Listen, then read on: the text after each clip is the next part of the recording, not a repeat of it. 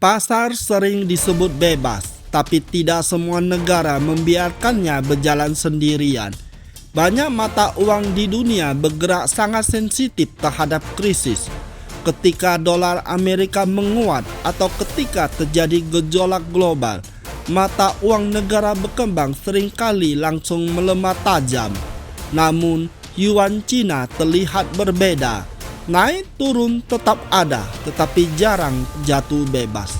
Pertanyaannya bukan sekedar apakah yuan kuat, melainkan bagaimana Cina mengelolanya. Di balik angka dan grafik, ada keputusan besar yang jarang kita lihat, dan di sanalah cerita ini kita mulai. Banyak orang bertanya, bagaimana sebenarnya China menentukan nilai mata uangnya yuan? Apakah pemerintah China cukup mengatakan, besok 1 yuan bernilai sekian, lalu semua mengikutinya? Jawabannya tentu tidak sesederhana itu. China memang mengendalikan yuan, tetapi tetap bekerja di dalam mekanisme pasar, bukan di luar pasar. China tidak mengendalikan yuan dengan teriak angka. China mengendalikannya lewat kehadiran negara di balik layarnya. Setiap hari, Bank Sentral China menetapkan kurs acuan yuan terhadap dolar AS. Angka ini tidak dibuat sembarangan, melainkan berdasarkan pergerakan pasar hari sebelumnya, kondisi ekonomi global, dan situasi ekonomi domestik. Setelah kurs acuan ditetapkan, pasar tetap boleh bergerak, tetapi hanya dalam batas-batas tertentu. Jika pergerakannya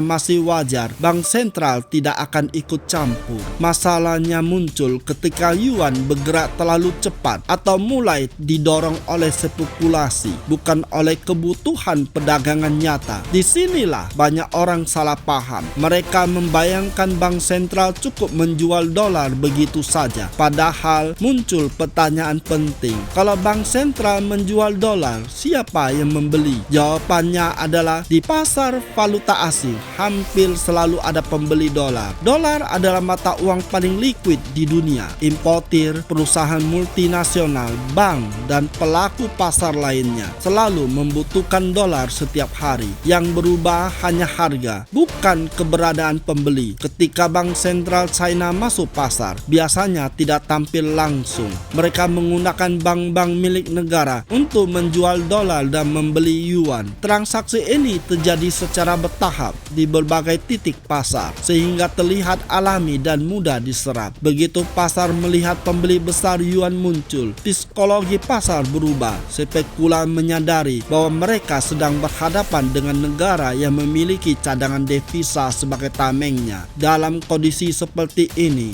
tujuan utama Bank Sentral sebenarnya bukan menjual dolar sebanyak mungkin, melainkan mengubah ekspektasi pasar. Ketika pasar yakin bahwa pemerintah siap turun tangan, banyak pelaku justru berhenti berspekulasi.